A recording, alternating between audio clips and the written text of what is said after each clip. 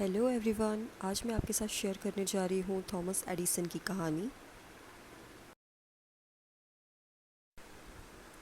Thomas Edison जब बचपन में पढ़ाई किया करते थे, एक दिन वो स्कूल से घर पहुँचे और अपनी माँ के पास पहुँचे और एक लेटर दिया जो उनको उनके स्कूल से मिला था।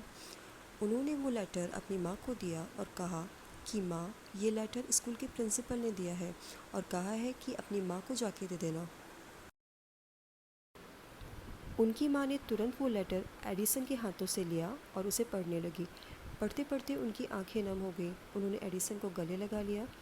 एडिसन ने बड़ी बेसब्री से पूछा कि माँ, इसमें लिखा क्या है, वो तो बताओ।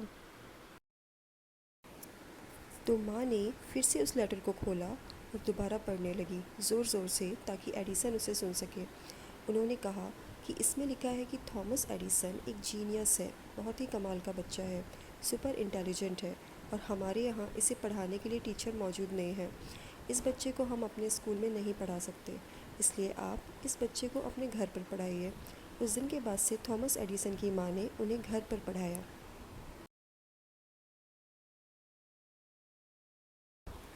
उन्होंने भी मन लगाकर पढ़ाई, पूरी लगन से पढ़ाई की, और एक वक्त के बाद थॉमस एडिसन दुनिया के महान आविष्कारक बन गए।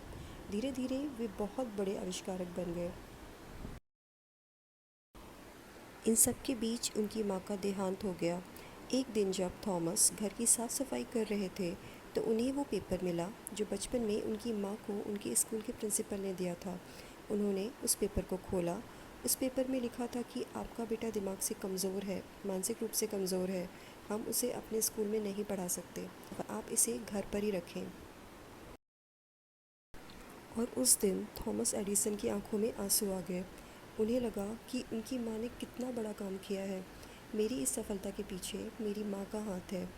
अगर उनकी माँ ने वो पेपर सही सही पढ़ दिया होता, तो शायद थॉमस एडिसन इतने बड़े इन्वेंटर नहीं बन पाते, शायद इतने सारे आविष्कार इस दुनिया में नहीं हो पाते।